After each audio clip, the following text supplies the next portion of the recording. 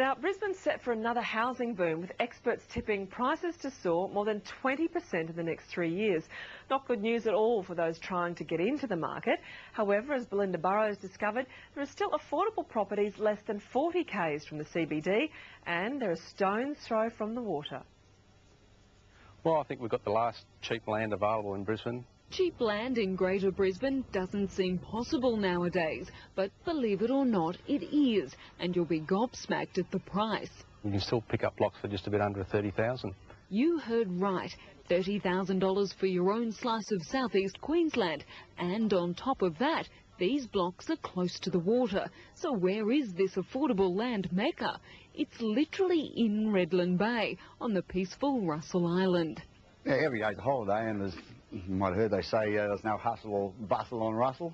If you just want a quiet lifestyle, and which we are after, and I'm sure a lot of people are, I think it's the perfect place to be. Like a lot of young couples, Elise and Dominic Alberth had given up on the great Australian dream thanks to soaring property prices. But after discovering Russell Island, they're now set to build their own home. That'd be good, and then we can have the deck up there. That'll give us really good views. And a stone's throw from the water, 700 square metres of level land with water glimpses. This property would cost hundreds of thousands of dollars on the mainland. The Alberths paid just $10,000. And we just couldn't pass it up. Since then, we've decided to go on and invest, and each block's cost between $15,000 to $30,000.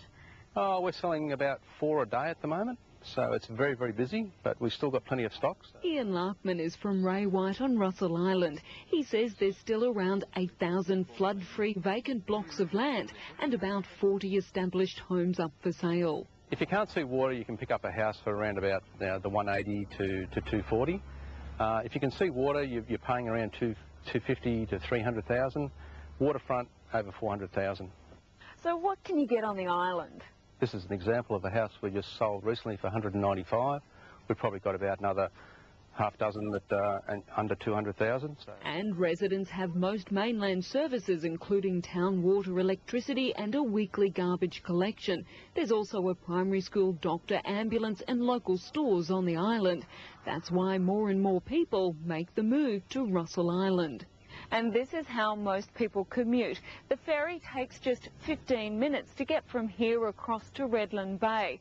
Mostly what you do is you have a car on the mainland if you're commuting. Which is how Elise will get to her job in the city. At the most, it's probably going to be about an hour's trip, which a lot of people actually do every day anyway. When we came here, there was only about 800 people.